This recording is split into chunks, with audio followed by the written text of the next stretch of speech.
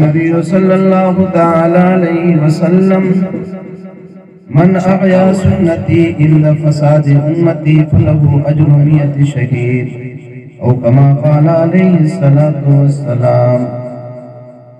وقال النبي صلى الله تعالى عليه وسلم من ترك سنتي فلم ينل شفاعتي أو كما قال عليه الصلاة والسلام.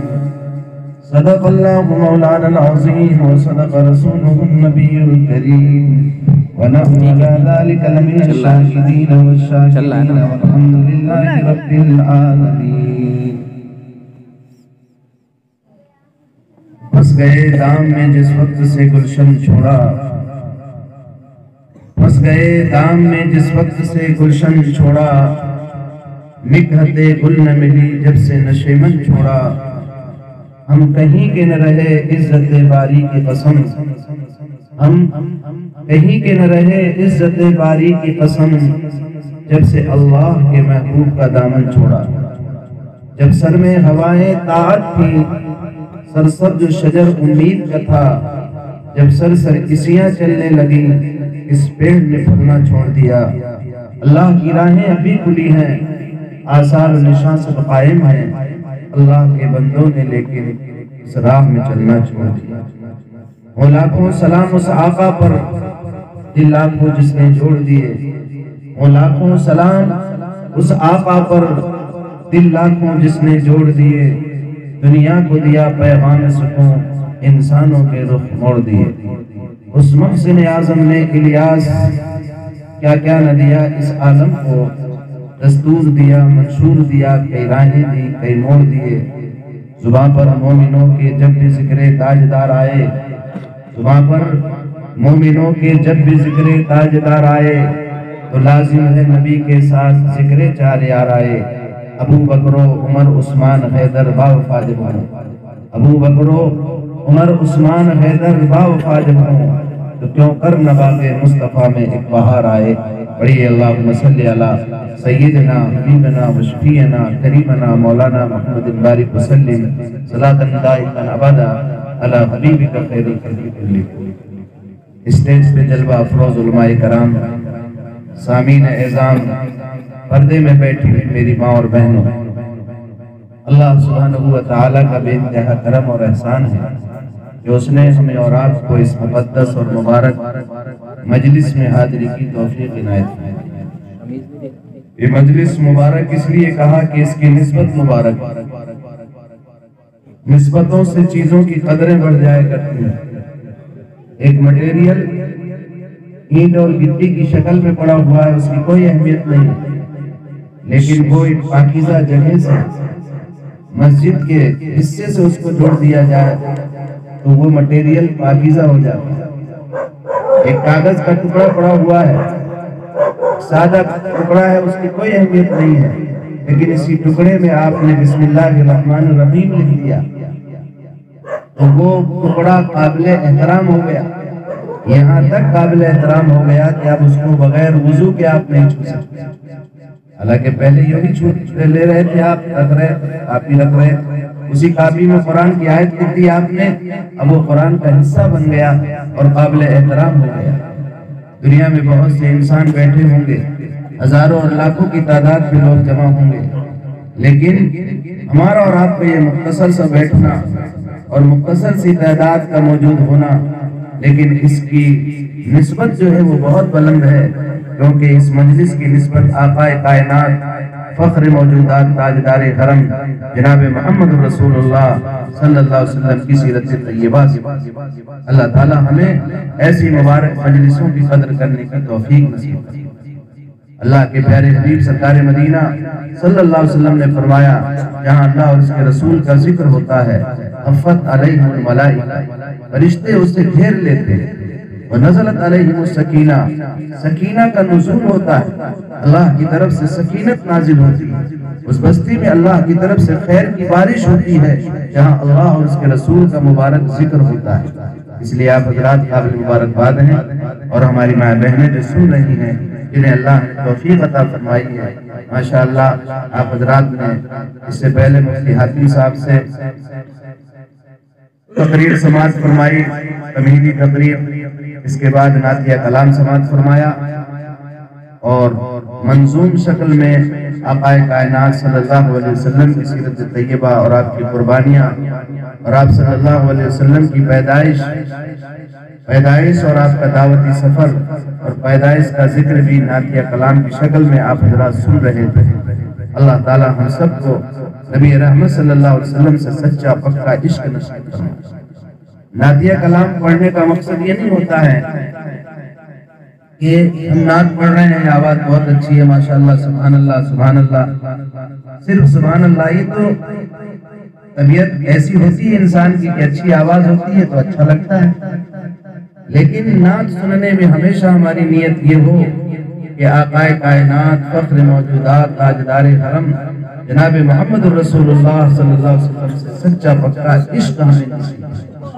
نعت بہت توجہ کے ساتھ سننا چاہیے۔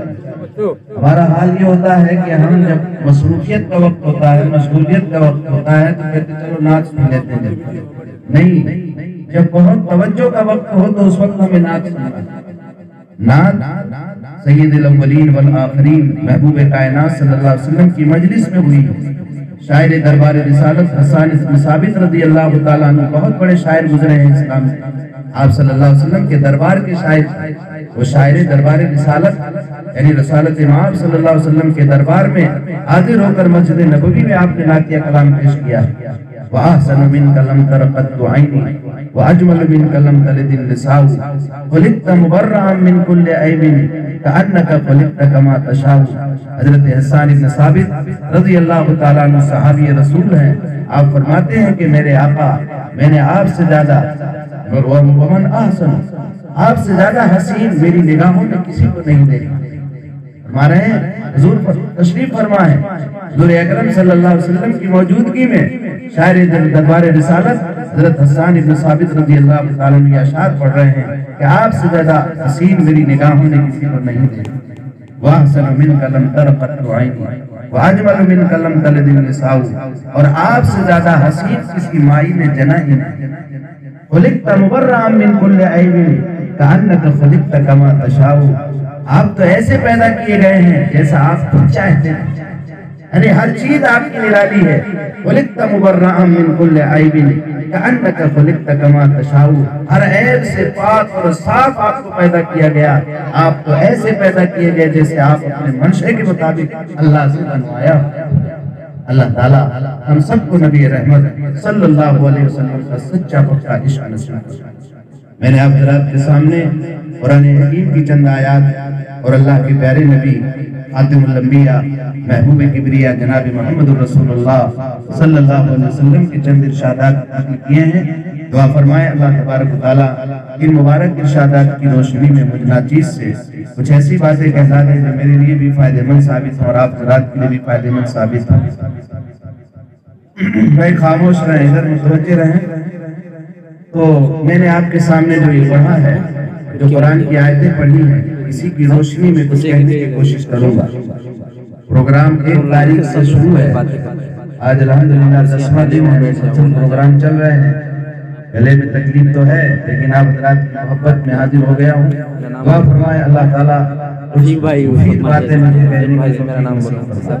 بس آپ سے گزارش یہ کروں گا کہ جتنی دیر بہت زیادہ بات نہیں کرنی ہے مجھے، آپ متوجہ رہیں، آپ کوئی بات چیت بیچ میں نہ کریں کیونکہ ڈسٹرب ہوتا ہے۔ کیسٹ تو کوئی لگی نہیں ہے، کیسٹ چالو کر دو تو وہ بجتی رہتی ہے چاہے آپ کچھ بھی کرتے رہیں۔ تو آپ تھوڑا متوجہ رہیں گے تو آپ کی توجہ سے اللہ تعالیٰ بات کہلائے۔ سامعین کی توجہ بہت اہمیت کی حامل ہے۔ سامعین کی جیسی توجہ ہوتی ہے، کمال سامعین کا ہے، سننے والوں کا ہے۔ آپ حضرات جتنی توجہ کے ساتھ سنیں گے، کہنے والے کے دل میں اللہ تعالیٰ اسی انداز سے بات کو ڈالے گا۔ دیکھو اللہ کے بس میں ہے، اللہ اگر نہ کہلا سکے تو کچھ بھی نہیں کہہ سکتے۔ میں ایک پروگرام میں گیا تھا باندہ ضلع کے گاؤں میں، وہاں پروگرام تھا، میں نے آیت پڑھی والعصر، سورہ عصر پڑھی، میں سورہ عصر بھول گیا، سورہ عصر بھول گیا، بہت دہرایا میں نے اور سورہ عصر نہیں پڑھ سکا۔ پھر میں نے دوسری سورت پڑھی، اس کو عنوان بنا۔ تو یہ کسی کا کمال نہیں ہے، کہنے والے کا کوئی کمال نہیں ہے، میرے بھائیوں، سننے والے کی دل کی تڑپ کے ذریعے سے اللہ تعالیٰ کہنے والے کے دل میں باتیں اور مضامین ڈالتا ہے۔ میں نے آپ حضرات کے سامنے جو آیت پڑھی ہے، اللہ تعالیٰ نے اس میں اہل ایمان کو خطاب فرمایا ہے۔ میرے بھائیوں، ہماری اور آپ کی پورے عالم کے انسانوں کی کامیابی محبوب دو عالم صلی اللہ علیہ وسلم کی اتباع میں ہے۔ ہمیں اللہ نے دنیا کے اندر جو بھیجا ہے، آپ صلی اللہ علیہ وسلم کی پیروی کے لیے بھیجا ہے۔ دنیا کے جتنے بھی انسان ہیں، آقائے مکی مدنی جناب محمد رسول اللہ صلی اللہ علیہ وسلم کی پیروی کے بغیر، آپ کی اتباع کے بغیر نہ دنیا میں کامیاب ہو سکتے ہیں، نہ آخرت کی زندگی میں کامیاب ہو سکتے ہیں۔ یہ بالکل پکی بات ہے۔ یہ کوئی ایسا نہیں ہے کہ جذبات میں ہم کہہ رہے ہیں۔ ہمیں اللہ کا شکر ادا کرنا چاہیے کہ اللہ تعالیٰ نے ہمیں ایسا نبی عطا فرمایا ہے جس کا بچپنا بھی نرالا ہے، جس کی جوانی بھی انوکھی ہے، جس کا آخری ایک لمحہ جس کا مثالی ہے۔ جو لوگ رسول نہیں مانتے، ایک انگریز مورخ جو رسول نہیں تسلیم کرتا، اس نے 100 شخصیتوں کی ایک لسٹ بنائی۔ دنیا میں بڑی بڑی شخصیات، بڑے بڑے لوگ جن کی زندگی ایک نمونہ بنایا جا سکے، آئیڈیل بنایا جا سکے، وہ کون سی شخصیات؟ اس میں 100 شخصیات، سیاسی شخصیات کے لیا، مذہبی شخصیات کے لیا۔ خود وہ عیسائی تھا، حضرت عیسیٰ علیہ السلام کو نبی مانتا تھا، لیکن سب سے پہلا نمبر جو اس نے ہسٹری اور تاریخ کے آئینے میں، اور جو سیرت اور جیونی اور جو زندگی اور اتہاس اور جو آپ کی سیرت، 150 لوگوں کی سیرت پڑھی انہوں نے، بچپن سے لے کر کے وفات تک کی زندگی کے ہر رخ کو پڑھا، تو سب سے پہلے نمبر پہ جو لکھا ہے وہ حضرت محمد بن عبداللہ لکھا ہے، یعنی محمد الرسول اللہ صلی اللہ علیہ وسلم۔ تو یہ اللہ کا شکر ہے، اللہ کا احسان ہے کہ اللہ تعالیٰ نے ہمیں اور آپ کو ایسا نبی عنایت فرمایا ہے جس کا ہم نے نہیں، اپنوں نے نہیں، غیروں نے بھی جس کی شخصیت کو تسلیم کیا ہے کہ بے داغ زندگی، جس کی عبادت مثالی ہے، جس کے معاملات مثالی ہیں، جس کی معاشرت دنیا کے انسانوں کے لیے رہبری کا سبب ہے، آئیڈیل اور نمونہ ہے، یہ دنیا کے انسانوں نے مانا ہے۔ اس لیے میرے بھائیوں، ہمیں حضور اکرم صلی اللہ علیہ وسلم کی موجودگی میں، آپ صلی اللہ علیہ وسلم کی سیرت پاک ہمارے سامنے موجود ہے۔ پیدا ہونے سے لے کر کے بچہ پیدا ہوتا ہے تو ہمیں کیا کرنا چاہیے، وہاں سے لے کر کے زندگی کی آخری سانس، کیا زندگی کی آخری سانس پورا کر رہا ہے انسان، وہاں تک کی پوری رہبری آقا کائنات حضرت محمد مصطفیٰ صلی اللہ علیہ وسلم کی زندگی میں آپ کو ملے گی۔ پھر ہمیں ادھر ادھر نظر کرنے کی ضرورت ہے۔ ہمارے پاس سب کچھ موجود ہو اور پھر ہم اس کو چھوڑ کر کے ادھر ادھر نظر کریں گے تو یہ نعمت کی ناقدری ہوگی کہ نہیں؟ ہمارے پاس بہت اچھا کھانا موجود ہے اور ہم اس کھانے کو چھوڑ کر سڑا ہوا کھانا کھا رہے ہیں جس میں جراثیم ہے اور بیماری مول لے رہے ہیں۔ جو جراثیم سے پاک صاف ستھرا کھانا ہمارے پاس موجود ہے، اس کو چھوڑ کر جراثیم بھرا کھانا کھا کر ہم بیمار خود ہو رہے ہیں، تو قصور ہماری عقل کا ہے، صحیح کھانے کا نہیں ہے۔ ہمارے پاس زندگی کے ہر مسئلے، زندگی کے تمام مراحل کے پورا جو ہے مواد موجود ہے، جس کو ہم اللہ کے پیارے حبیب صلی اللہ علیہ وسلم کی سیرت طیبہ سے نکال سکتے ہیں۔ اسی لیے ببانگ دہر اعلان کر کے اللہ نے کہا، قُلْ إِن كُنْتُمْ تُحِبُّونَ اللَّهَ فَاتَّبِعُونِي يُحْبِبْكُمُ اللَّهُ۔ اے میرے پیارے حبیب، لاڈلے نبی، آپ کہہ دیجئے، اللہ کے حبیب سے ہی کہلایا کہ آپ بغیر جھجک کے، کیونکہ بنانے والا میں ہوں، میں نے آپ کو بنایا ہے، آپ کی زندگی بے مثال میں نے بنائی ہے، اور میں نے ساری دنیا کے انسانوں کی کامیابی آپ کے طریقے میں چھپا رکھی ہے، بغیر کسی جھجک کے آپ دنیا کے انسانوں کو کہتے ہیں۔ قُلْ إِن كُنْتُمْ تُحِبُّونَ اللَّهَ فَاتَّبِعُونِي يُحْبِبْكُمُ اللَّهُ۔ اے میرے پیارے حبیب، لاڈلے نبی، آپ کہہ دیجئے، قُلْ إِن كُنْتُمْ تُحِبُّونَ اللَّهَ، تم اگر اللہ کے چہیتے بننا چاہتے ہو تو میری اتباع کرو۔ اگر تم اللہ کے لاڈلے، اور دنیا کا ہر انسان یہ چاہتا ہے کہ مجھے مالک مجھ سے محبت کرنے، کسی بھی دھرم مذہب والے سے پوچھو تو یہ چاہے گا کہ میرا مالک پیدا کرنے والا مجھے چاہے، مجھے اس کی عنایات سے میں بہرور ہوں، اس کی نعمتوں سے میں فائدہ اٹھاؤں، میری طرف اس کی نظر عنایت ہو۔ تو اللہ تعالیٰ نے صاف فرما دیا، قُلْ إِن كُنْتُمْ تُحِبُّونَ اللَّهَ فاتبعونی، اے نبی صلی اللہ علیہ وسلم آپ کہہ دیجئے کہ اگر تم اللہ کے چہیتے اور محبوب بندے بننا چاہتے ہو فاتبعونی، تم میری اتباع کرو۔ بغیر پیروی رسول کے، مصطفیٰ کی پیروی کے علاوہ محبوبیت کا کوئی راستہ نہیں ہے۔ مپندار سادی کے راہ صفا، ایک بہت بڑے بزرگ اللہ والے حضرت شیخ سعدی رحمۃ اللہ علیہ فرماتے ہیں، جو فارسی کے بہت بڑے شاعر گزرے ہیں، جنہوں نے بوسطہ اور گلستہ کتابیں، مشہور کتابیں لکھی ہیں۔ مپندار سادی کے راہ صفا، مپندار سادی کے راہ صفا، اے سادی، اپنے کو خطاب کر کے کہہ رہے ہیں، اے سادی، مپندار سادی کے راہ صفا، سیدھے راستہ، اے سادی، مصطفیٰ کے راستے کے علاوہ کسی راستے کو سیدھا راستہ مت سمجھنا۔ مپندار سادی کے راہ صفا، تمام ربط جز برفہ مصطفیٰ، خلاف پیمبر کسہر گزین، کہ ہرگز بمنزل نفاحت رسید۔ جو شخص بھی پیغمبر کے خلاف راستہ اختیار کرے گا اسے کبھی منزل مقصود نہیں مل سکتی۔ اس لیے میرے بھائیوں، بزرگوں، دوستوں، دل کی گہرائیوں سے وشواس اور یقین کی کڑی سے اپنے جوڑنا پڑے گی، کہ دل کی گہرائیوں سے ہمیں وشواس کرنا پڑے، یقین کرنا پڑے کہ ہمارے آنکھوں کی دیکھی ہوئی بات غلط ہو سکتی ہے، ہمارے کانوں کی سنی ہوئی بات غلط ہو سکتی ہے، دنیا کتنا بھی ہمیں پاٹ پڑھائے، لیکن ہمارے آقا جناب محمد رسول اللہ صلی اللہ علیہ وسلم نے جو فرما دیا وہ بات غلط نہیں ہو سکتی۔ اس لیے عبادات لے لو، عبادت وہی معتبر ہوگی جو ہمارے آقا جناب محمد رسول اللہ صلی اللہ علیہ وسلم نے بتائی۔ آپ بتائیے، اگر حضور اکرم صلی اللہ علیہ وسلم نے نماز تو قرآن میں کہا اقیموا الصلاۃ وآتوا الزکاۃ، نماز قائم کرو اور زکات دو، نماز کا طریقہ تو قرآن میں نہیں ہے۔ کوئی بھی بتا دے، یہ پوری ذمہ داری کے ساتھ کہہ رہا ہوں، حضور اکرم صلی اللہ علیہ وسلم نے اقیموا الصلاۃ کی پوری وضاحت فرمائی کہ نماز کیسے قائم کریں۔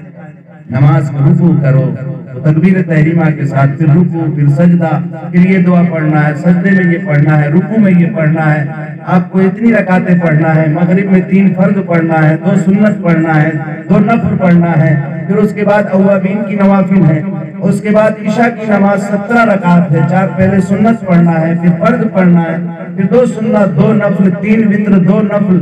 یہ کس نے بتایا؟ یہ ہمارے آقا جناب محمد رسول اللہ صلی اللہ علیہ وسلم نے۔ اب بتائیے، کسی کی ہمت اور مجال کبھی ہوئی کہ کسی مولانا کو یا کسی کو کوئی رائے دے کہ حضرت بہت دن ہو گئے، اب اصل بہت مصروفیت کا وقت ہے، پہلے فرصت میں رہتے تھے لوگ تو رات میں 17 رکعت پڑھتے تھے، اب کام دھندے بہت بڑھ گئے ہیں تو اب 17 کو ذرا 9 کروا دیں۔ کسی کی ہمت ہوئی نہیں، کوئی سوچا بھی نہیں۔ ہماری مائیں بہنیں بھی، ارے خبردار، جو 17 رکعت حضور نے جو پڑھوائی ہیں وہی پڑھ رہے ہیں۔ نماز کے سلسلے میں کسی کے دل میں نہیں آیا، روزے کے سلسلے میں کسی کے دل میں نہیں آیا کہ بھئی حضور اکرم صلی اللہ علیہ وسلم نے قرآن میں روزہ رمضان کا فرض ہے، بہت دن ہو گئے رمضان میں روزے رکھتے رکھتے، اب ایسا کرتے ہیں کہ اب شعبان میں رکھ لیا جائے، مشورہ کر کے طے کر لیا جائے کہ اب شعبان میں رکھا کریں گے، یا بہت زیادہ اس میں گرمی پڑ رہی ہے تو بارش میں رکھ لیا جائے، شوال میں رکھ لیا جائے۔ کوئی کسی کی ہمت نہیں۔ کیوں؟ اس لیے کہ اللہ نے فرض فرمایا اور حضور اکرم صلی اللہ علیہ وسلم نے اس پر مہر لگا دی کہ رمضان کے روزے ہی فرض ہے، دوسرے روزے فرض نہیں۔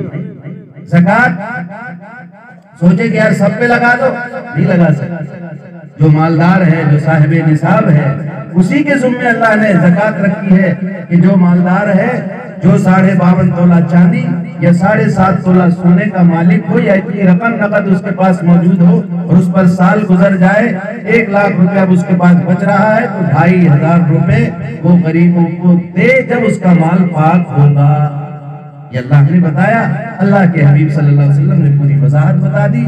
کوئی شخص اس حساب میں تبدیلی نہیں کر سکتا کہ چلو بہت دن سے 2.5% دے رہے تھے، اب بہت ہوتا ہے چلو 1% کر دیا جائے، خرچے زیادہ بڑھ گئے ہیں حضرت تھوڑا سا اس میں کمی کرو۔ نہیں، کسی حضرت کی مجال نہیں، قیامت تک کسی عالم کی مجال نہیں ہے کہ نصاب زکات میں کوئی ترمیم کر سکے، نصاب نماز میں کوئی ترتیب قائم کر سکے، نصاب حج میں کوئی ترتیب قائم کر سکے۔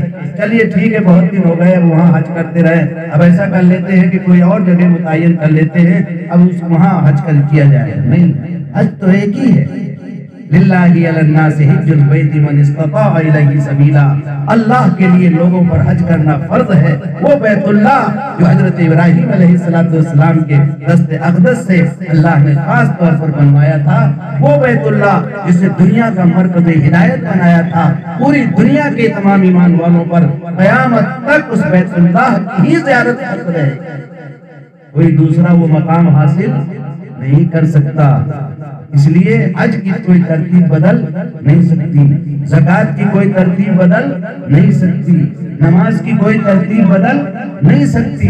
ہاں تھوڑی بہت تبدیلی آئیں گی، تھوڑا اختلاف ہوگا، کوئی کہے گا حی علی الصلاۃ میں کھڑے ہو، کوئی کہے پہلے کھڑے ہو، ہم کہتے چاہے پہلے کھڑے ہو یا بعد میں کھڑے ہو، نماز فرض ہے، اس میں لڑنے کی ضرورت نہیں، مستحب میں لڑنے کی ضرورت نہیں ہے۔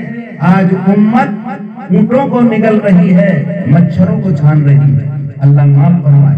حرام کام بڑے بڑے ہو رہے ہیں، جوا کھیل رہے ہیں لوگ، شراب پی رہے ہیں اور غلط کاریاں کر رہے ہیں، اس کی طرف ہماری توجہ نہیں ہے۔ ہم امت کو حی علی الصلاۃ اور حی علی الفلاح میں لڑوا رہے ہیں، اللہ ہم کو اللہ معاف فرمائے، ہم شامل۔ اس لیے صاف ستھری بات، میرا مزاج الگ ہے، میں جہاں وقت ہو جائے وہاں نماز پڑھوں۔ حی علی الصلاۃ والا امام ہے، حی علی الصلاۃ پڑھ، پہلے سے کھڑے ہو جاؤ، پہلے سے کھڑے ہونے والا تو صفے درست کر کے پہلے سے کھڑے ہو جاؤ، صفے اگر درست ہے حی علی الصلاۃ میں کھڑے ہو جاؤ، کوئی حرام تھوڑا ہو جائے، دونوں ترتیبوں نے کہا ڈھنگ سے بیٹھ جاؤ، کھڑے ہو جاؤ، ابھی کھڑے ہو، پہلے سے کھڑے، صفے درست کرنا ضروری ہے، بس حدیث میں یہ آتا ہے صفوں کو درست کیجئے، صفوں کو ٹیڑھا ہونے سے گمان ہے کہ تمہارا دل ٹیڑھا نہ ہوگا۔ صفوں کو درست کرنا نمازوں میں ضروری ہے۔ اللہ جس طرح نمازوں میں صفیں ہماری جب ٹیڑھی ہو گئی تو ہمارے دلوں کی صفیں بھی ٹیڑھی ہو گئی۔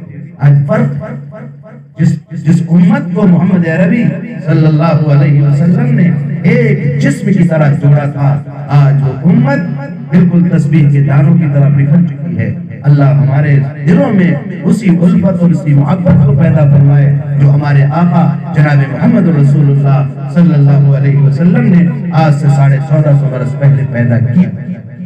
ایسے ماحول میں جو ایک خون کے پیاسے دل ہو، ایسے ماحول میں پیارے آقا صلی اللہ علیہ وسلم نے شیر و شکر کیا تھا، جو 120 سال تک جنگیں لڑ رہی ہیں، جو قومیں 100 سال سے آپس میں لڑ رہی تھی، اللہ کے پیارے حبیب سرکار مدینہ جناب محمد رسول اللہ صلی اللہ علیہ وسلم نے اپنے اخلاق کریمہ سے ان کو ایسا جوڑا کہ جس کو علامہ اقبال نے کہا، خود نہ تھے جو راہ پر اوروں کے ہادی بن گئے، خود نہ تھے جو راہ پر اوروں کے ہادی بن گئے، کیا نظر تھی جس نے مردوں کو مسیحا کیا۔ جو مردہ دل تھے وہ دنیا کو زندہ کرنے لگے۔ ایک صحابی جو آپس میں جنگیں لڑا کرتے تھے، جو ایک اونٹ کے پلانے میں جنگ ہو جاتی تھی، اور ایک ان کا خاندان کا ایک فرد بوڑھا آدمی لڑائیوں کو ختم کرواتا تھا، ان کا بوڑھا آدمی لڑائی لگا کے جاتا کہ سنو ادھر آؤ، میں فلاں قبیلے کا سردار ہوں، میں اوس کا سردار ہوں، میں خزرج کا سردار ہوں، میں اوس کا سردار کہہ رہا ہوں، حضرت کے سردار نے مجھ سے پہلے پانی پلا لیا تھا اونٹ کو، اس نے میری جو ہے توہین کر دی، اگر تم میری اولاد ہو تو خزرج سے لڑتے رہنا ورنہ میں تمہیں معاف نہیں کروں۔ وہ لگا کے جاتے، ایسے بوڑھے جو جنگ لڑا کے جاتے تھے۔ 120 سال تک مدینے میں جب آپ صلی اللہ علیہ وسلم پہنچے تو خاندان 120 سال سے لڑ رہے ہیں، اور اوس اور خزرج دو مشہور قبیلے تھے یہودیوں کے علاوہ۔ یہودی ان کو استعمال کرتے تھے، یہودی شروع سے جو ہے لڑاؤ اور حکومت کرو، یہ ان کی پالیسی شروع سے رہی، اور آج بھی یہودیوں کی پالیسی آج بھی وہی ہے۔ ہمارے یہاں کے لوگ بھی سیکھ کر کے یہی پالیسی جاری کرنا چاہتے ہیں، لیکن انشاءاللہ خورشید یہ دین احمد کا عالم کے افق پر چمکے گا، خورشید یہ دین احمد کا عالم کے افق پر چمکے گا۔ یہ نور ہمیشہ چمکا ہے، یہ نور برابر چمکے گا، اس نور کو کوئی بجھا نہیں سکتا ہے۔ نور خدا ہے کفر کی ظلمت پہ خندہ زن، نور خدا ہے کفر کی ظلمت پہ خندہ زن، بھوکوں سے یہ چراغ بجھایا نہ جانا۔ ہمیں اتحاد قلوب کی دولت سے مالا مال ہونے کی ضرورت ہے، ہمیں متحد ہونے کی ضرورت ہے، بس اور کچھ بھی نہیں، کوئی مایوس ہونے کی ضرورت نہیں۔ یہودیوں کی شروع سے عادت رہی ہے، ٹھیک کتنا کریں گے، بہت کیا انہوں نے اچھل کود، لیکن اللہ کے پیارے حبیب سرکار مدینہ حضرت محمد صلی اللہ علیہ وسلم نے اپنے اخلاق کریمہ سے اوس اور خزرج کے 120 سالہ تنازع اور جھگڑے کو ایسا ختم کیا کہ آپس میں بھائی بھائی ہوئے، آپس میں شیر و شکر ہو گئے۔ یہودیوں کو بڑی تکلیف ہوئی، منافقین کو بڑی تکلیف ہوئی، کوششیں کی۔ ایک مرتبہ تو اتنی بڑی کوشش کی کہ انہوں نے آپس میں سردار بیٹھے تھے، اوس کے بھی خزرج کے بھی۔ اصل میں منافق آدمی جو ہے اتحاد کو پسند نہیں کرتا۔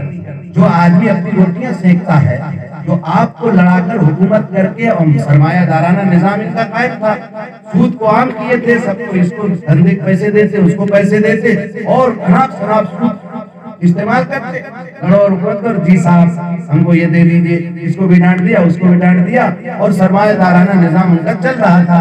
حضور اکرم صلی اللہ علیہ وسلم کے مدینہ پہنچنے کے بعد سارے کے سارے سرمایہ داری نظام کو دھچکا لگا، اور سارے سودی نظام کو اللہ تعالیٰ نے ختم کیا۔ حضور اکرم صلی اللہ علیہ وسلم نے محبت کے ساتھ، پیار کے ساتھ انہیں آخرت کی یاد دہانی، اللہ اور اس کے رسول پاک صلی اللہ علیہ وسلم نے اللہ کی عظمت اور بڑائی اور سود کی حکمت اور خرابی، یہ ساری چیزوں کو بیان کیا۔ ایسا شیر و شکر ہوئے، لیکن یہودی وہاں سے گزر رہے تھے، کچھ منافقین وہاں سے گزرے اور دیکھا کہ اوس اور خزرج کے لوگ بیٹھے ہنسی مذاق کر رہے ہیں، انہیں بہت دھچکا پہنچا۔ رہے یہ تو آپس میں لڑا کرتے تھے 100 سال 120 سال سے، ان کے باپ دادا لڑتے رہے، کسی نے کس کے دادا کو مارا، اس نے اس کے دادا کو مارا، سینکڑوں قتلیں ادھر ہوئی، سینکڑوں قتلیں ادھر ہوئی۔ یہ سینکڑوں قتلیں ہونے کے بعد اکٹھا بیٹھے ہوئے، یہ کون سی طاقت نے ان کو جوڑ دیا؟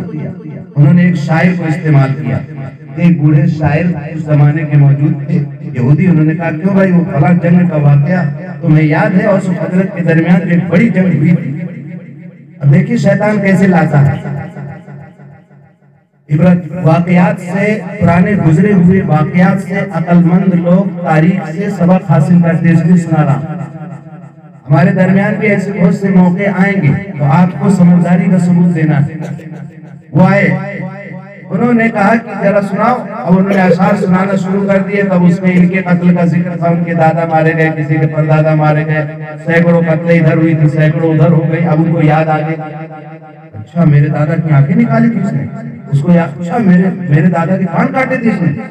بس اتنا مطلب سنتے سنتے تو وہ سب بھول گئے کہ ہم آپس میں شیر و شکر ہو گئے ہیں، ہم مسلمان ہو گئے ہیں، ہم ایمان لے آئے ہیں، حضور اکرم صلی اللہ علیہ وسلم کا ہم نے کلمہ پڑھ لیا ہے، اسلام کے پہلے کی ساری چیزوں کو ہم بھول چکے ہیں۔ وہ بھول گئے، غفلت ہوتی ہے، انسان غافل ہو جاتا ہے نا، توجہ رکھنے کی ضرورت ہوتی ہے، ورنہ آدمی اچھے غافل ہو جاتا ہے۔ مولانا لوگوں کو بھی غصہ آ جاتا ہے، کبھی کبھی باتیں شروع کر دیتے تو یاد بھول جاتے ہیں کہ میں عالم بھی ہوں۔ یہ کوئی بڑی بات نہیں، انسان ہے، انسان غصے میں جو ہے آپے سے باہر ہو جاتا ہے، وہ آپے سے باہر ہو گئے۔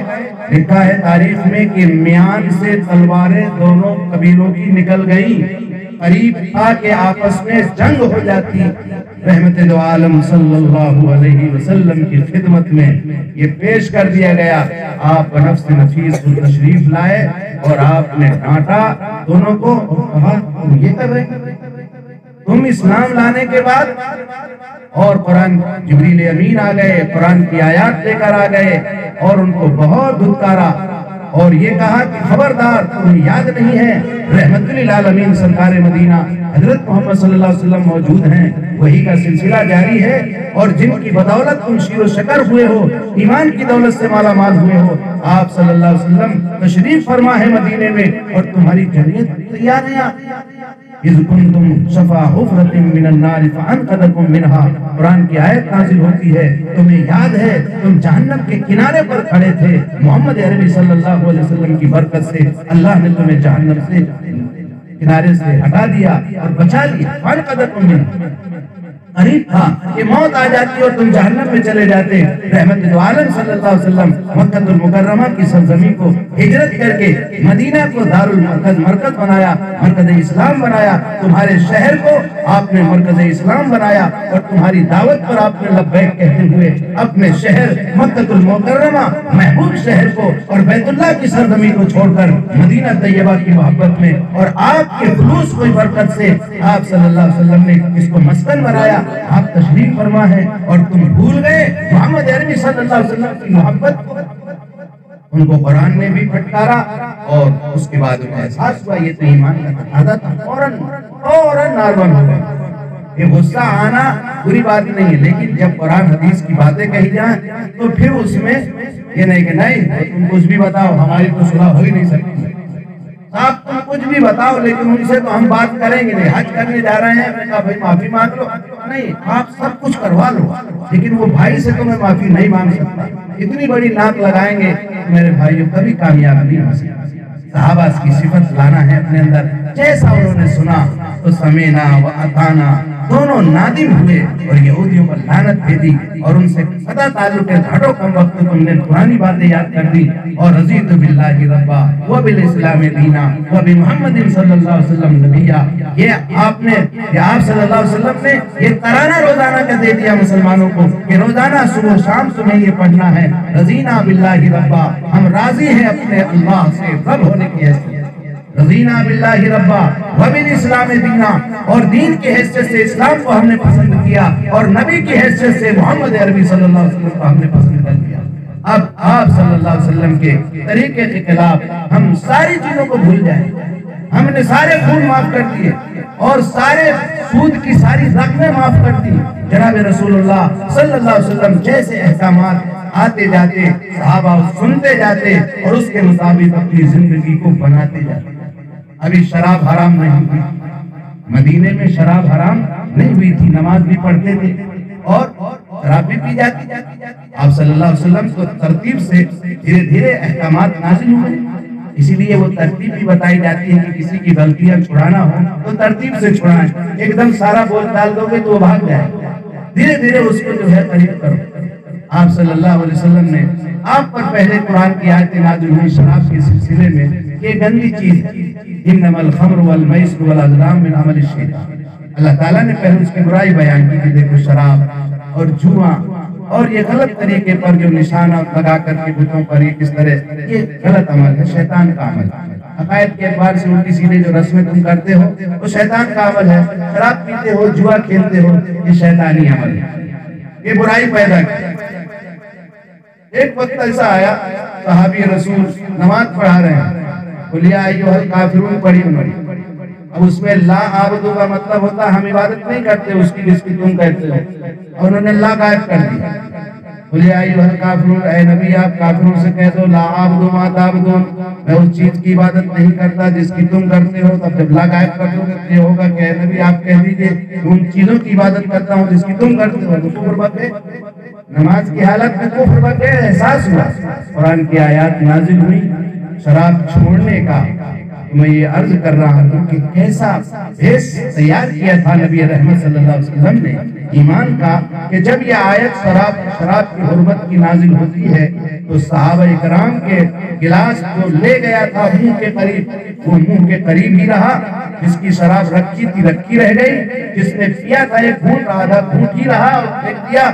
مدینے میں شراب اس طرح بہا دی گئی کہ جس طرح نالے بڑے بڑے بہتے ہیں، شراب زمانے کی شرابیں، وہ شراب کے ایسے عادی تھے کہ 200 سال کی شرابیں رکھی تھی، اور جس کے گھر میں جتنی پرانی شراب ہوتی تھی اتنا اس کو فخر تھا، معلوم ہے میں فلاں کا بیٹا ہوں، میں فلاں میرے دادا تھے جس کے ہاں 200 سال کی شراب رکھی ہوئی، یعنی یہ فخر کرتے تھے، اور میں فلاں کا بیٹا ہوں جس کے ہاں 100 سال سے شراب رکھی ہے، 100 سال سے شراب پی رہے ہیں، اور شرابیں ابھی تک وہ قسم قسم کی شرابیں ایسی گٹیوں میں جن کے شراب بسی تھی، رحمت دو عالم صلی اللہ علیہ وسلم کے حکم کے مطابق، قرآنی حکم کے مطابق ایسا عمل کر کے بتایا ہے کہ اسی کو علامہ اقبال نے کہا ہے کہ خود نہ تھے جو راہ پر، خود نہ تھے جو راہ پر اوروں کے حالی بن گئے، کیا نظر تھی نبی رحمت صلی اللہ علیہ وسلم کی، کیا نظر تھی جس نے مردوں کو مسیحا کیا، وہ مردہ تھے، انسانیت بالکل دفن ہو چکی تھی، وہ دوسروں کو زندہ کرنے والے بنے۔ یہ ہے میرے بھائیوں صحابہ کرام کی مقدس جماعت، جس کو ہم اور آپ حضرت محمد صلی اللہ علیہ وسلم کے صحابہ کے نام سے یاد کرتے ہیں۔ کیا کہتے ہیں؟ صحابہ، صحابہ مانے ساتھی، صحابی ساتھی، صحابہ جمع ہے صحابہ کرام، یعنی حضور اکرم صلی اللہ علیہ وسلم کے زمانے میں جو مسلمان ایمان لائے اور آپ کو ایمان کی حالت میں جنہوں نے زیارت کی ان کو کہتے ہیں صحابہ کرام۔ اور صحابہ کو جس نے دیکھا ہے ان کو کہتے ہیں تابعین، جنہوں نے تابعین کو دیکھا ہے ان کو کہتے ہیں تبع تابعین۔ یہ لسٹ اسی زمانے کو حضور نے فرمایا خیر القرون قرنی ثم الذین یلونہم ثم الذین یلونہم ثم الذین یلونہم، سب سے بہترین زمانہ میرا زمانہ۔ حضور کیا فرمایا؟ سب سے بہترین زمانہ میرا زمانہ ہے، پھر اس سے جو متصل ہے، پھر اس سے جو متصل ہے صحابہ کا زمانہ، پھر اس سے متصل ہے تابعین کا زمانہ، اس سے جو متصل ہے تبع تابعین کا زمانہ۔ اب نبوت کے زمانے سے ہم بہت دور ہوتے جا رہے ہیں، اس لیے ہمیں اور زیادہ فکر کرنے کی ضرورت ہے۔ اس لیے میرے بھائیوں، بزرگوں، دوستوں، میں عرض یہ کر رہا تھا کہ جب ماننے کے جذبے کے ساتھ آپ سنیں گے اور اپنے دل کی دنیا کو بدلنے کی نیت سے سنیں گے، صحابہ اس لیے ایمان نہیں لائے تھے کہ ہم صرف باتیں سن لیا کریں گے، ہمارا کیا ہے سمینا واسینا، ہم نے سنا اور ایک کان سے سنا دوسری کان سے اڑا دیا، یہ نیت تو سننے کی ہے، عمل تو دھیرے دھیرے ہوگا۔ میرے بھائیوں، عمل دھیرے دھیرے نہیں، جب آپ نیت کریں گے، ابھی سے نیت کریں گے، جتنا ہم سنیں گے اس کے مطابق انشاءاللہ عمل کریں گے۔ ہم اپنی عبادت کو حضور کے طریقے، نماز حضور کے طریقے، اب نماز جو ہم نے اقرار کیا ہے اللہ کے سامنے، لا الہ الا اللہ محمد الرسول اللہ، اللہ کے سوا کوئی عبادت کے لائق نہیں، کوئی خالق اور مالک نہیں، پوری سرشٹی اور پوری کائنات کا تنے تنہا بنانے والا اللہ ہے، پوری کائنات کا تنے تنہا چلانے والا اللہ ہے، نہ بنانے میں کسی کی شرکت ہے نہ چلانے میں کسی کی شرکت ہے۔ اور محمد الرسول اللہ صلی اللہ علیہ وسلم کے ذریعے سے ہم نے یہ ایگریمنٹ کیا ہے، اللہ کے سامنے اقرار کیا ہے کہ دنیا میں جتنے بھی طریقے ہیں سارے طریقوں میں ناکامی ہے، کامیابی اور کامرانی کا ایک ہی طریقہ ہے، جس طریقے کو لے کر ہمارے آقا جناب محمد رسول اللہ صلی اللہ علیہ وسلم تشریف لائے۔ ایک راہ کے علاوہ ہر راہ پر خطر ہے، ایک راہ کے علاوہ ہر راہ پر خطر ہے، جس پر چلے تو سرور وہی راہ ہے۔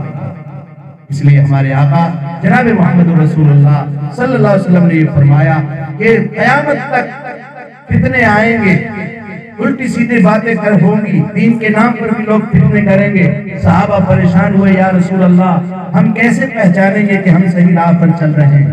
آپ صلی اللہ علیہ وسلم نے فرمایا ما انا علیہ و اصحابی، اس پر میں اور میرے صحابہ، میں سے مراد اہل سنت، سنت یعنی میں ہوں، یعنی میرا طریقہ، جماعت صحابہ کی جماعت، اسی سے ہمارا لقب بنا اہل سنت والجماعت۔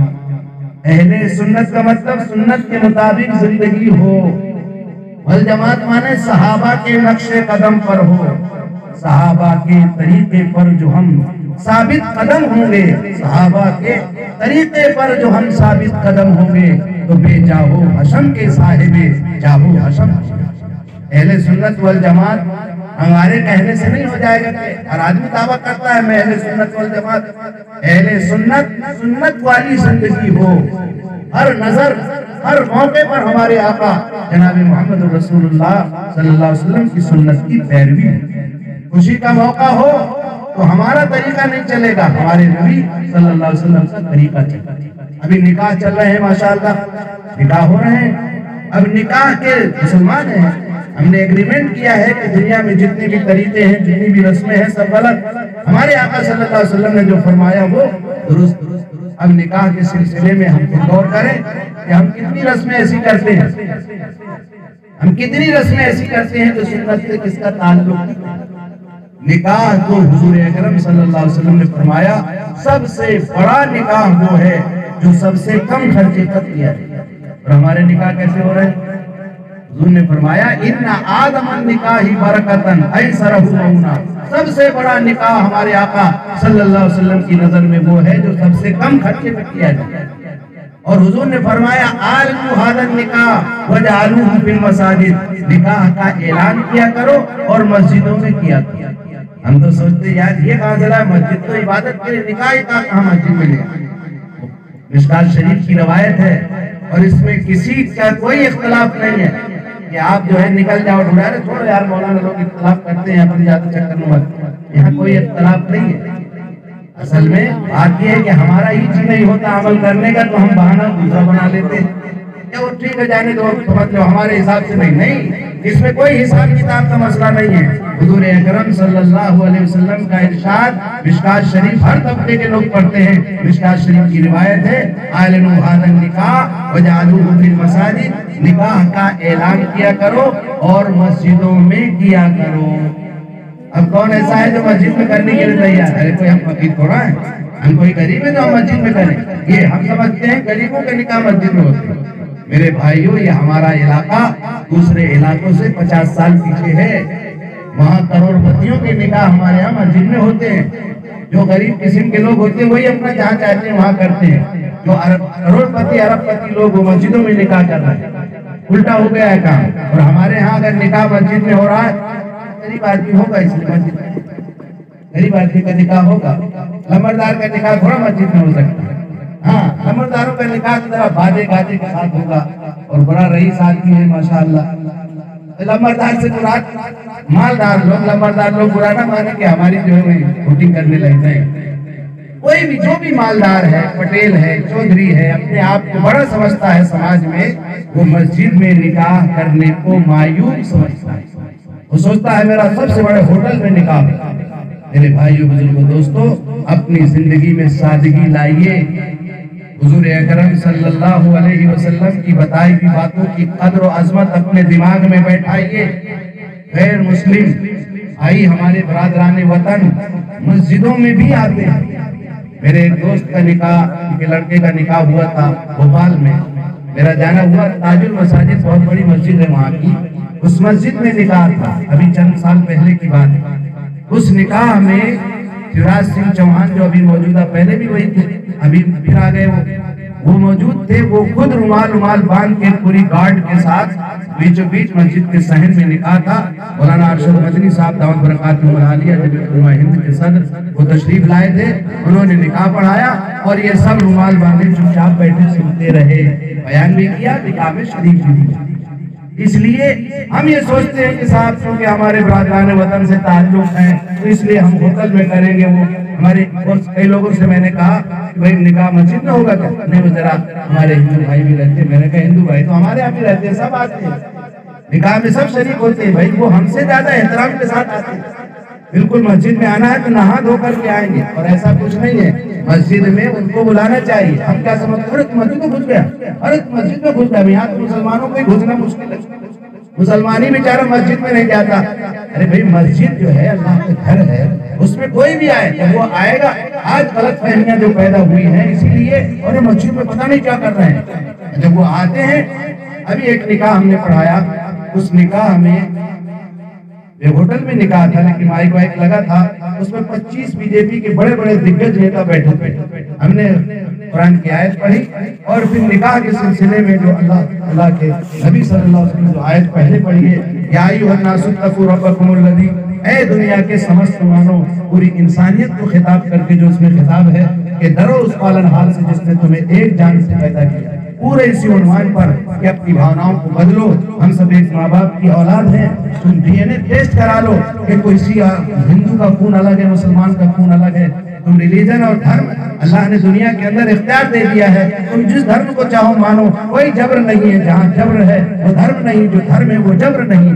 دھرم لا اکراہ فی الدین، اسلام نے کہا کہ کوئی جبر نہیں ہے، لا اکراہ فی الدین، دھرم میں کوئی جبر نہیں ہے، اللہ کی خوشی ہے۔ تم کو اللہ نے اختیار دیا ہے دنیا کے اندر، تم یہاں جو اختیار کرو۔ لیکن ہمیں انسانیت کی بنیاد پر ہم سب میں ایک ماں باپ کی اولاد ہے، ان بھاوناؤں کو جب پیدا کرو گے تو آپس میں عداوتیں نہیں ہوں۔ بہت پسند کیا، ایک صاحب آئے، پورے ضلع کے صدر ہیں وہاں کے، پنجابی سماج کے جو بغیر داڑھی والے ہوتے ہیں، وہ آئے کہنے لگے ہم پورے اپنی سماج کو جمع کریں گے تو آپ بات کریں گے؟ میں نے کہا بولے آپ اسی قرآن سے بات کرنا جو یہاں آنے۔ بہت اچھا لگا۔ اس لیے دنیا پیاسی ہے، ہم اپنے اخلاق کو تو صحیح کریں۔ اخلاق ہی ہمارے دوست نہیں۔ ہمارا پڑوسی اگر غیر مسلم ہے، ہندو بھائی کوئی ہمارے پڑوس میں رہتا ہے تو ہمارا پڑوسی ہم سے مطمئن تو ہو۔ ہمارا پڑوسی بھی مطمئن نہیں ہے ہم سے، ارے ہمارا بھائی مطمئن نہیں ہے، پڑوسی کو چھوڑو۔ اس لیے ہماری جہاں قصور جو ہے، لوگوں کو ہم دیتے ہیں کہ ارے یار وہ اسلام کے خلاف ایسا کرتے ہیں، وہ اسلام کے خلاف ایسا نہیں ہے۔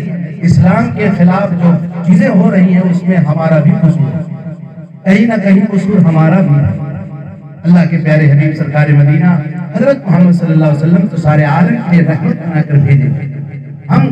ہم جو ہے فائدہ مند بنے, نفع پہنچانے والے بنے. یہ امت جس طرح ہمارے آقا تمام نبیوں کے سردار ہیں, یہ امت تمام امتوں کی سردار ہے. ہم چھوٹے بن گئے, بہت چھوٹا ذہن دماغ آ گیا ہمارا. ہم آپس میں ایک دوسرے کو ہضم نہیں کر پاتے, کسی کی ترقی کو دیکھ نہیں سکتے, کسی کا مکان بن گیا تو وہی نہیں دیکھ سکتے, کسی کا لڑکا پڑھ گیا تو وہ نہیں دیکھ سکتے. ارے اس کا لڑکا کیسے پڑھ گیا, ارے اس کا مکان اتنا اونچا کیسے بن گیا, چوری کیا ہوگا کہیں, لایا ہوگا کہیں, ارے بھائی تم کوئی دروگا ہو اس لیے کیا تم کو انسپکٹر بنایا. اللہ ذالک فضل اللہ یؤتیہ من یشاء, یہ اللہ کا فضل ہے, اللہ جس کو چاہتا ہے عطا کرتا ہے. اللہ کے پیارے حبیب صلی اللہ علیہ وسلم نے ایسی معاشرت ایسے نہیں بنا دی. صحابہ کو یہ فرمایا ولا تحاسدوا ولا تباغضوا ولا تدابروا وكونوا عباد اللہ اخوانا. اے میرے صحابہ, اللہ کو سامنے رکھو, کسی کے پیٹ پیچھے مت پڑو, کسی کے پیچھے مت پڑو.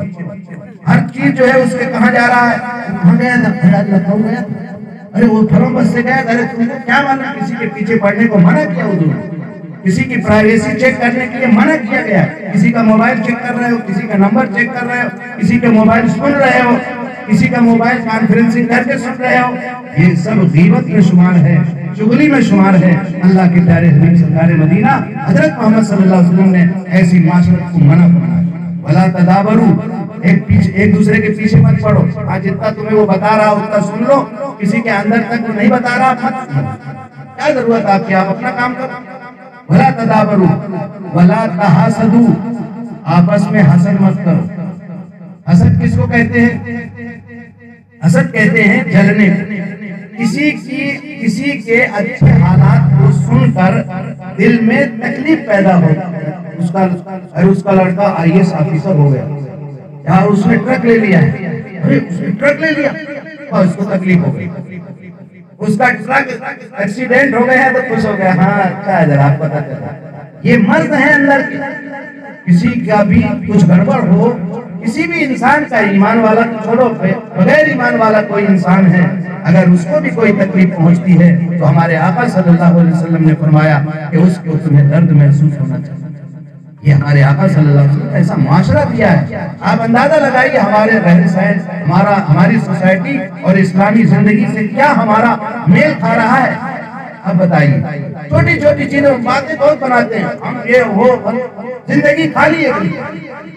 باتیں کرنا ہمیں بہت آتی ہے, مسئلے پوچھیں گے, مسئلے بتائیں گے, دنیا کے مسائل پیدا کریں گے, پھلانا ایسا ہے, ٹھکانا ایسا ہے. یہ بہت اچھا طریقہ ہے. سب سے آسان کام تنقید ہے. دنیا میں سب سے آسان کام کیا ہے, فلاں ایسا ہے, فلاں ایسا ہے, اس سے مت ملنا, اس کے بعد مت بیٹھو, وہ بہت بدماش ہے, وہ بہت نالائق ہے, اپنے سے غافل ہو جاتا ہے. اس لیے حضور اکرم صلی اللہ علیہ وسلم کی عبادات بھی ہو یا معاملات ہو, معاشرت ہو, زندگی کے تمام مسائل, جب تک ہم اللہ کے پیارے حبیب سرکار مدینہ حضرت محمد صلی اللہ علیہ وسلم کے طریقے پر نہیں لائیں گے, ہم دنیا میں بھی کامیاب نہیں ہو سکتے اور آخرت کی زندگی بھی ہماری کامیاب نہیں ہو سکتی. اس لیے طے کریں انشاءاللہ ہم حضور اکرم صلی اللہ علیہ وسلم کی زندگی کو آئیڈیل اور نمونہ بنائیں. چھوٹے موٹی چیزوں میں لڑنے کی ضرورت نہیں, کسی کے اندر گھسنے کی ضرورت نہیں. اب ایک آدمی کہہ رہا ہے یار میں چور نہیں ہوں, نہیں چور ہے. ارے بھائی اس نے بول دیا میں چور نہیں ہوں نا, ختم. میں بے ایمان نہیں ہوں, مان لو. اللہ کے نبی صلی اللہ علیہ وسلم نے فرمایا ایمان والے کا عذر قبول کرو. وہ شادی میں نہیں آیا, بھائی میرا ایسا مسئلہ ہو گیا, نہیں نہیں نہیں, اب تمہارا ہمارا تعلق ختم, تم آئے نہیں ہے نا, اب میں تیرے یہاں کبھی نہیں. ارے بھائی عذر تو قبول کر لو, بیچارہ کہہ رہا ہے کہ میرا فلاں عذر ہو گیا تھا بھائی, اس لیے میں نہیں آ سکتا. ایسا تو معاشرہ ہے. یہ ساری چیزیں سیکھنے کی باتیں. آپ کے محلے میں ماشاءاللہ مفتی صاحب ہیں, آپ چاہیے, بڑوں کو بھی پڑھایا جا رہا ہے, آپ تھوڑا سا وقت نکالیے, سیکھیے, ایک ایک چیز سیکھ کر کے اس کے مطابق عمل کریں گے انشاءاللہ تو آپ کی زندگی بھی مثالی بنے گی. اور آپ کی زندگی مثالی بنے گی, آپ کا گھر مثالی بنے گا, آپ کا گھر مثالی بنے گا تو آپ کا معاشرہ اور ساری چیزیں جو ہے اچھی بنے گی. اس لیے ہماری اور آپ کی ذمہ داری, جہاں ہم روٹی کپڑا اور مکان, اس کی ذمہ داری کو تو ہم محسوس کرتے ہیں, بہت کم لوگ ہیں, حساب مجھے کمانا ہے, میری شادی ہوگی تو بیوی کو کھلانا ہے، بچوں کو کھلانا ہے، روٹی کپڑا اور مکان اس کی فکر تو ہمیں ہو رہی ہے، لیکن روٹی کپڑا اور مکان کب تک کام دے گا؟ صرف 70 سالہ زندگی میں اپنے بچوں کے ایمان کی بھی فکر کرنا ہے، ہماری بچی کی تربیت کیسی ہو رہی ہے۔ یہ صرف اچھا سوٹ دلا دیا آپ نے بچی کو، 1400 کا سوٹ دلا دیا، 1500 کا سوٹ دلا دیا، اور بچی کو آپ نے قرآن نہیں پڑھایا، بچی کو آپ نے اسلام نہیں سکھایا، بچی کو آپ نے پردہ نہیں سکھایا، بچی کو آپ نے حضور اکرم صلی اللہ علیہ وسلم کی گھرانے کی زندگی نہیں سکھائی، آپ بہت قیمتی کپڑے اس کو پہناتے رہے، خدا پاک کی قسم کل قیامت میں وہ بچی آپ کا دامن پکڑ لے گی، اگر اس کا جہنم کا فیصلہ ہو رہا ہے تو آپ کو بھی جہنم میں گھسیٹ کر لے جائے۔ آپ دھوکے میں مت رہنا۔ ہم سوچتے ہیں کہ ہماری اولاد کی ذمہ داری بس ہم نے روٹی کپڑا اور مکان، اس کے لیے ہم نے ایک دکان بنا دی، اس کے لیے مارکیٹ بنا دیا اور 2 محل بنا لیا، کسی کا بھی حق مار کے، کسی کو بھی سود بیاج کہیں سے بھی، بس ارے باپ بچے دعا دیں گے یار، بچے دعا دیں گے اور تم ڈنڈے کھاؤ۔ ارے بھائی بچے دعا دیں گے، ہمیں اتنی کرنا ہے جتنی اللہ نے ہمیں طاقت دی۔ آج ہمارا حال یہ ہے کہ ہر آدمی محل بنانے کی تیاری میں، بس اس کے 4 ٹرک ہے تو میرے 5 ہونا چاہیے، چاہے بعد میں سب گھسیٹ کر لے جائے۔ ہاں وہ بہت ہوڑ چلتی ہے، اس نے 4 ٹرک لیے، ارے میں بھی ابھی 5 لاتا ہوں، ارے صاحب حضرت دعا کیجیے میں تو 5 لے آیا۔ اچھا 5 لے آئے، دوسرے نے سنا 5، ارے میرے تو 12 ہو گئے۔ بعد میں پتا چلا کہ وہ سب کمپنی والے کھینچ کر لے جا رہے ہیں، 2-4 ہی بچے۔ اللہ ہم سب کی حفاظت فرمائے۔ تو ہمیں کسی کو دیکھ کر نہیں، اپنی ضرورت کے مطابق ہمیں کام کرنا، ہر ایک کا درد دکھ اپنے گھر کی فکر کرنا۔ ہمارا ایک معاشرے میں ہمارے بچے نوجوان بیٹھے ہیں، ان سے میری گزارش ہے کہ عشاء کے بعد اپنے وقت کو بچاؤ اور اپنے گھر میں ہماری بہن ہے، بڑی بہن ہے، کالج جاتی ہے، اسکول جاتی ہے، اس کے حالات پر آپ نظر ہے؟ آپ وہ موبائل کون سا استعمال کرتی ہے، اس کی سہیلی کون سی ہے، وہ کس کالج میں جاتی ہے، آپ کی ذمہ داری ہے۔ بیٹھ کے بکواس کر رہے ہیں 12 بجے رات تک، وہ امریکہ میں یہ ہو رہا ہے، برطانیہ میں ہوا اور ترکی میں یہ ہوا، فلاں جگہ یہ ہوا، تمہارے گھر میں کیا ہو رہا ہے اس کی خبر نہیں۔ یہ دنیا کے تبصرے اور تذکرے سے آپ کا گھر نہیں بنے گا۔ ہمارے آقا جناب محمد رسول اللہ صلی اللہ علیہ وسلم نے ایسی تربیت فرمائی، عشاء کے بعد دین کی بات کے علاوہ، یا میاں بیوی اپنی بات کر رہے ہیں یا کوئی دین کی بات ہو رہی ہے، اس کے علاوہ کوئی بھی دنیاوی بات کرنا صحیح نہیں ہے۔ اپنے گھر میں، ہاں اپنے خاندان میں، گھر میں تعلیم تربیت کی بات کر رہے ہیں، وہ تو ثواب میں لکھا جائے گا۔ دوست احباب کے پاس بیٹھ کے گپے مار رہے ہیں، آپ کا گناہ الگ لکھا جا رہا ہے، وقت الگ جائے گا۔ اس لیے میرے نوجوان ساتھیوں سے گزارش ہے، تم نوجوانوں، تمہارے اوپر پوری قوم کی نظریں لگی ہوئی ہیں۔ ہاں جس قوم کا نوجوان غلط راہ پہ جاتا ہے وہ قوم کبھی کامیاب نہیں ہو سکتی ہے۔ علامہ اقبال نے کہا ہے، تیرے صوفے ہیں افرنگی، تیرے صوفے ہیں افرنگی، تیرے قالی ہے ایرانی۔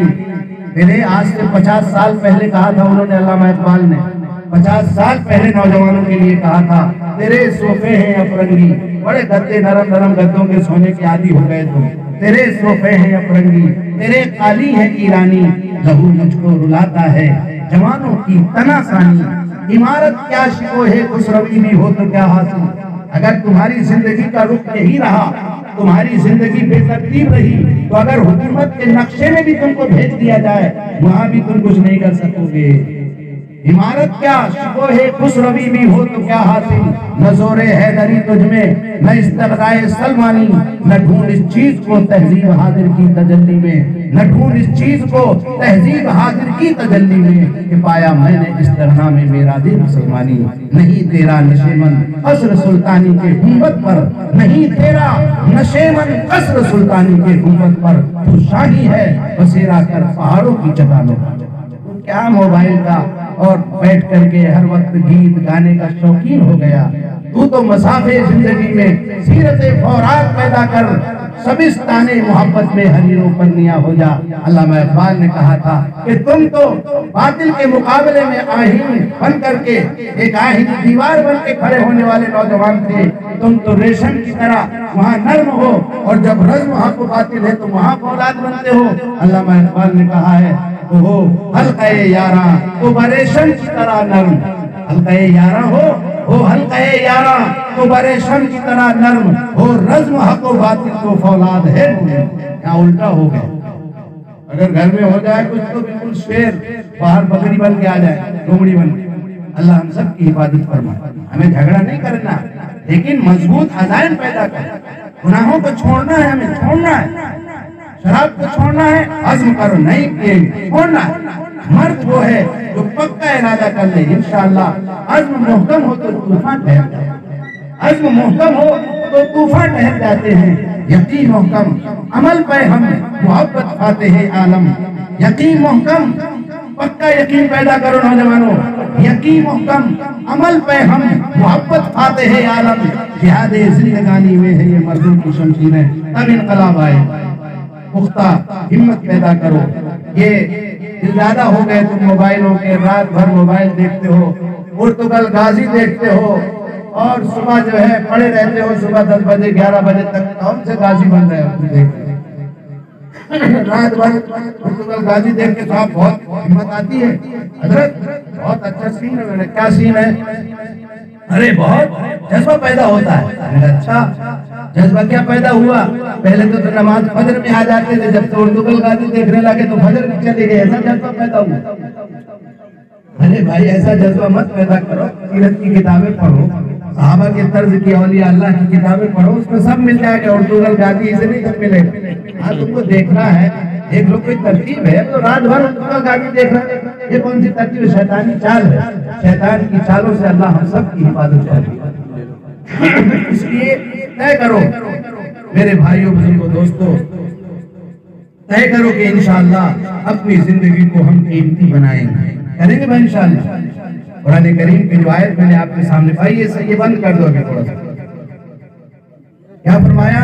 قُلْ إِن كُنتُمْ تُحِبُّونَ اللَّهَ فَاتَّبِعُونِي يُحْبِبْكُمُ اللَّهُ۔ اے میرے پیارے حبیب صلی اللہ علیہ وسلم آپ کہہ دیجئے اگر تم اللہ کے چہیتے اور لاڈلے بننا چاہتے ہو تو فَاتَّبِعُونِی، میری اتباع کرو۔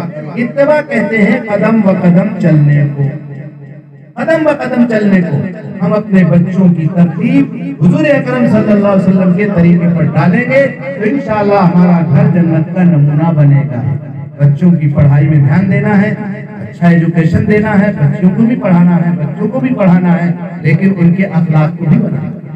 ان کا اخلاق تو نہیں بگڑ رہا، ان کا اخلاق تو نہیں ادھر ادھر بگڑ رہا ہے، ان کی صحبت کس سے ہے، ان کی سہیلیاں کون سی ہے، ان کے بچے اگر ہمارا پڑھ رہا ہے تو ان کے دوست احباب کیسے ہیں، یہ ساری چیزوں پر نظر ہے۔ ایسا گونگے بہرے بن کر کے نہیں کہہ رہے نہیں ہمارے بچے کے بارے میں۔ آج کل تو حال یہ ہے اگر کسی بچی اور بے بچہ بے راہ روی کا شکار ہے، محلے کا کوئی آدمی اسے بول بھی نہیں سکتا، نہیں نہیں نہیں ہمارے بچے کے بارے میں آواز میں نکالنا، خبردار، ہماری بچی رابعہ بصریہ بالکل، ہمارا بچہ حسن بصری سے کم نہیں ہے، کچھ نہیں بولنا، ہمارا بچہ بہت اچھا ہے۔ اب بعد میں جب برباد ہو جاتا ہے تو روتے پھرتے ہیں، جب تعبیر دے دیجیے اور ایسا ہے وہ ایسا ہو گیا یہ ہو گیا۔ اس لیے ہم اپنے جو ہے خود اپنے اخلاق کو درست کریں، اپنے بچوں کے اخلاق کو درست کریں۔ اخلاق درست ہوں گے اسی تعلیم سے جس تعلیم کو ہمارے آقا جناب محمد رسول اللہ صلی اللہ علیہ وسلم لے کر آئے۔ بہت بڑے امام اہل سنت والجماعت کے 4 فقہ کے مشہور اماموں میں سے حضرت امام مالک رحمۃ اللہ علیہ کا قول ہے لا یصلح آخر هذه الامہ الا ما صلح اولها۔ اس امت کا آخری طبقہ، اس امت کا آخری طبقہ قیامت تک آنے والا نہیں درست ہو سکتا مگر انہی تعلیمات سے، انہی چیزوں سے جن سے ان کا اول درست ہوا۔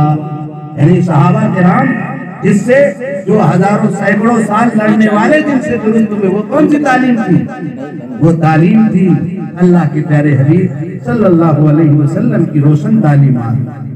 یہ پہلا سبق ہے کتاب خدا کا کہ ہے ساری مخلوق کنبہ خدا کا، ساری مخلوق سے ہمدردی، محبت اور آپ صلی اللہ علیہ وسلم کے طریقے کے مطابق خدمت کا جذبہ ہو تو انشاءاللہ اس خدمت کے جذبے کے ساتھ آپ اسلام کے رحمت والے نظام کو دنیا کے تمام انسانوں تک پہنچا سکتے ہیں۔ ہمارے آقا صلی اللہ علیہ وسلم نے فرمایا خیر الناس من ينفع الناس، لوگوں میں سب سے بہتر وہ ہے جو لوگوں کو سب سے زیادہ فائدہ پہنچائے۔ ہمارے حضور نے یہ نہیں فرمایا خیر الناس من ينفع المسلمین خیر الناس من ينفع المؤمنین. یہ نہیں فرمایا آپ کے سب سے بہتر وہ ہے جو صرف مسلمانوں کو فائدہ پہنچائے. حضور نے فرمایا سب سے بہتر وہ ہے جو لوگوں کو انسانوں کو فائدہ پہنچائے. ہمارے بغل میں پڑوس میں کوئی غیر مسلم فیملی رہتی ہے, اس کے بچے ہم سے محفوظ, اس کا مال ہم سے محفوظ, اس کی جان ہم سے محفوظ ہو, اس کی عزت ہم سے محفوظ ہو, اور وہ ببانگ دوہل اعلان کر کے یہ کہے کہ ہمارے بغل میں ایک مسلمان رہتا ہے, ہم اگر نہیں بھی گئے گھر میں تو ہمیں کوئی فکر کی ضرورت نہیں ہے, وہ محمد عربی صلی اللہ علیہ وسلم کا غلام ہے, وہ کبھی غلط نظر نہیں ڈالتا. یہ پیغام تھا ہمارے آقا صلی اللہ علیہ وسلم کا, اور ایسی محنت کی کہ وہ زمانہ بھی آیا کہ میرے بھائیوں ایک لڑکی یمن سے چلتی ہے پورے سونے کے ساتھ آراستہ اور پیراستہ ہو کر زیوروں سے لدی ہوئی یمن سے سفر کرتی ہے اور مکہ المکرمہ تک آتی ہے. کوئی آدمی اس کو غلط نگاہ سے دیکھنے والا نہیں ہے. جہاں چند قدم میں بھی نکلتے ہی کسی کی عزت محفوظ نہیں تھی, وہ رحمت دو عالم صلی اللہ علیہ وسلم کی روشن تعلیمات کے صدقے میں ایسے نوجوان تیار ہوئے کہ جن کی نگاہیں نیچی کرنے کی عادت. اس لیے میرے بھائیو بزرگوں دوستو طے کریں انشاءاللہ ہم آپ صلی اللہ علیہ وسلم کے طریقے کے مطابق اپنی زندگی کی اپنی معاشرت کو بنائیں گے, نمازوں کی پابندی کریں گے. ہمارے آقا صلی اللہ علیہ وسلم فرمایا قرۃ عینی فی الصلاۃ, نماز میری آنکھوں کی ٹھنڈک, نماز میری آنکھوں کی ٹھنڈک ہے. اب ہم حضور کہتے ہیں, حضور سے محبت بہت کرتے ہیں صاحب, ہاں عاشق رسول ہیں, محبت رسول ہیں. محبت رسول کا صرف یہ ثبوت نہیں ہے کہ سال میں ایک مرتبہ 12 ربیع الاول آ گیا تو آپ نے خوب ڈی جے بجا دیے اور خوب سجاوٹ کر دی, اور اس کے بعد سال بھر کوئی مطلب نہیں کسی سنت سے, تو معاف کیجیے گا اس سے کچھ ہونے والا نہیں. یہ ڈی جے بجانا ویسے ہی اپنے یہاں ہے نہیں. ہمیں تو 12 ربیع الاول میں بھی ایسا پیغام دینا چاہیے تھا کہ جگہ جگہ پر نکڑ سبھائیں ہوں اور نکڑ ایک پروگرام ہو جہاں رحمت للعالمین سرکار مدینہ صلی اللہ علیہ وسلم کا آخری خطبہ جو حجۃ الوداع کے موقع پر آپ نے دنیا کے انسانیت کے پیغام کو پہنچایا ہے, وہ ہر مقام پر اس پیغام کو مائک لگا کر کے برادران وطن کو بھی سنانا چاہیے کہ آج رحمت للعالمین سرکار مدینہ کی پیدائش ہے, جس نے محمد عربی صلی اللہ علیہ وسلم نے پوری دنیا کی انسانیت کو رحمت والے قانون عطا فرمائے, جس نے عزتوں کی حفاظت کی, جس نے ماں بہنوں کے مقام کو بڑھایا, جس نے ہر ایک پوری جلتی ہوئی سلگتی ہوئی انسانیت اور برستی ہوئی انسانیت کو پیام رحمت دیا ہے. آج ان کی پیدائش. ہم تو آج مقام دیتے ہیں, اتنے زور سے ڈی جے بجاتے ہیں کہ کوئی بیمار ہو تو وہ بھی ختم ہو جائے. یہ ہم پیغام دے رہے ہیں, لیکن نہیں کہتے ہیں کہ چلتا ہے, چلن ہو رہا ہے تو مولانا کے خاموش بیٹھتے کیا کریں, بولیں گے تو کہیں گے مولانا کا دماغ خراب ہو گیا. حضور پیدا ہوئے, آج تو جتنے ڈی جے بجا سکتے ہیں اتنے بجا ڈالو. ان کو کیا معلوم ہم عاشق رسول ہیں. ہاں بھائی تم عاشق رسول ہو, ہم نے 10 سال گھاٹ چیلا بیٹھے ٹھیک ہے تم ہی بن جاؤ. یہ حال ہے میرے بھائی. دیکھیے ایسا مت کرو, قربان جائیے رحمت للعالمین سرکار مدینہ حضرت محمد مصطفیٰ صلی اللہ علیہ وسلم کی ذات عالی پر. کیا ایک ایک تعلیمات ایسی ہے, صرف حجۃ الوداع کا خطبہ تو آپ نے عورتوں کے سلسلے میں دیا, غلاموں کے سلسلے میں دیا, مظلوموں کے سلسلے میں دیا. خدا پاک کی قسم اگر 12 ربیع الاول کو کم سے کم 50 پروگرام ہو جائیں جگہ جگہ پر اور مائک لگا دیے جائیں, وہ ڈی جے اس کے لیے استعمال ہو جائے. یہ جیسے لگا یہ تو ڈی جے, یہ تو ہے ڈی جے, اس کے لیے استعمال ہو رہا ہے. اب یہ صحیح استعمال ہو رہا ہے. اب اسی کو بجاؤ گے ڈھنگ ڈھنگ تو آدمی کا دل جو ہے باہر کو آئے گا, معلوم ہو کہ اس کا جنازہ ہی نکل گئے. یہ ڈی جے لگے ہوں اور مائک سے حضور اکرم صلی اللہ علیہ وسلم کی سیرت طیبہ بیان کی جا رہی ہو تو دنیا متاثر ہوئی ہوں گے کہ رحمت للعالمین سرکار مدینہ صلی اللہ علیہ وسلم تشریف لائے. ہاں کریں گے انشاءاللہ. آئندہ طے کرو کہ انشاءاللہ 12 ربیع الاول کا جب وقت آئے گا تو انشاءاللہ اس کے مطابق ہم پروگرام کروائیں گے اور رحمت للعالمین سرکار مدینہ صلی اللہ علیہ وسلم کے پیغام رحمت کو ہم پہنچائیں گے. ہاں اس لیے ہم آج جو ہے میرے بھائیوں دھوم تماشوں میں لگ گئے. حضور کی صحیح سیرت نہ ہم نے اس سے فائدہ اٹھایا, نہ دنیا کے انسانوں کو فائدہ اٹھانے کا موقع دیا. کریں گے انشاءاللہ. اس کو شاعر نے کہا, ہم نے ایک پیغام میں کہا, یہ بہت پسند کیا لوگوں نے, 4 سو اللہ کی رحمت کا بادل چھا گیا. پھر ہم کہہ سکتے ہیں, پھر ہم دنیا کے انسانوں کو سنا سکتے ہیں 4 سو اللہ کی رحمت کا بادل چھا گیا, پھر محمد صلی اللہ علیہ وسلم. 400 اللہ کی رحمت کا بادل چھا گیا، پھر محمد کی ولادت کا مہینہ آ گیا۔ کس نے دی فاران سے اللہ اکبر کی صدا، نعرہ تکبیر سے سارا جہاں تھرا گیا، خود بخود مٹنے لگا جھوٹے خداؤں کا فریب، کفر کے ماتھے پہ گھبرا کر پسینہ آ گیا۔ اب آئے گا پسینہ، ایسے تھوڑا آئے گا ڈی جے بجانے سے۔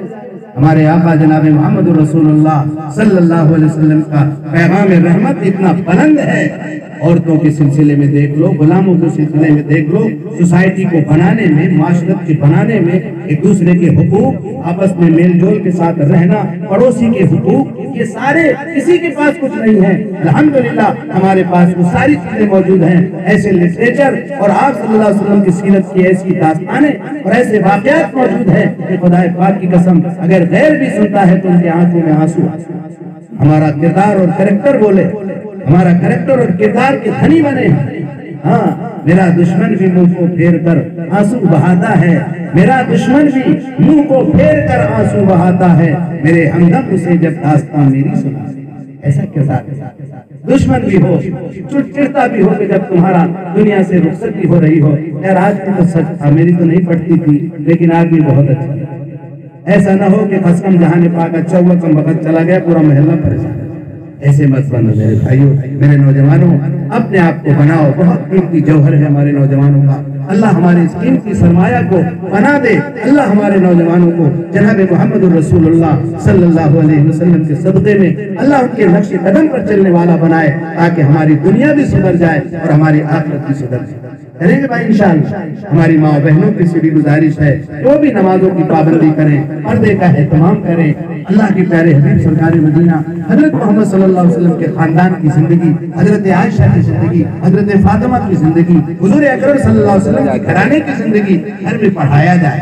کتابیں ملتی ہیں، سیرت کی کتابیں ملتی ہیں، سیرت عائشہ بھی ملتی ہے، سیرت فاطمہ بھی ملتی ہے، فضائل اعمال بھی ملتی ہے۔ اعمال میں ہمیں کیا ملے گا؟ نماز پڑھیں گے تو کیا ملے گا؟ میرے آقا صلی اللہ علیہ وسلم کی آنکھوں کی ٹھنڈک پہنچے گی۔ حضور نے فرمایا نماز میری آنکھوں کی ٹھنڈک ہے۔ اگر واقعی میں ہم محبت رسول کے دعوے دار ہیں، طے کریں کہ انشاءاللہ فجر سے ہی ہم نماز شروع کریں گے اور اپنے پیارے آقا صلی اللہ علیہ وسلم کی آنکھوں کو ٹھنڈک پہنچائیں گے، نماز پڑھیں گے انشاءاللہ۔ ہماری ماں بہنیں بھی نماز پڑھیں گے، اپنے بچوں کو مکتب میں پڑھانے کے لیے بھیجیں گے، گھروں میں کتاب کی تعلیم کروائیں، گھر میں کوئی نہ کوئی کتاب، حضور پاک علیہ السلام کی سیرت کی کتابیں ہندی میں بھی ملتی ہیں، انگریزی میں بھی ملتی ہیں، جو بہن جو پڑھ سکتی ہے اردو میں بھی ملتی ہیں، اس کو ہمیں پڑھانا ہے۔ صرف روٹی کپڑا اور مکان آپ دے کر کے پری نہیں ہو جائیں گے، ان کے اخلاق کی تربیت کرنا، ان کی نمازوں کا درست کرنا، ان کی زکات صحیح ہو، ان کا حج صحیح ہو، ان پر حج فرض ہے وہ حج کی تیاری کریں۔ روزہ آ رہا ہے رمضان کا مہینہ تو رمضان کے روزے بھی رکھنا، یہ ہماری مائیں بہنیں بھی رکھیں، ہمارے بچے بھی رکھیں، یہ گارجن اور ذمہ داروں کی ذمہ داری ہے۔ صرف دکانیں آپ نے چھوڑ دی، اتنا مارکیٹ بنا دیا، اس سے کام نہیں چلے گا۔ ہم نے اپنے بچے کو دینی تعلیم کتنی دی ہے، فرائض کو کتنا سمجھایا ہے، سنتیں کتنی سمجھائی ہیں، تب ہم اللہ کے ہاں بری ذمہ ہوں۔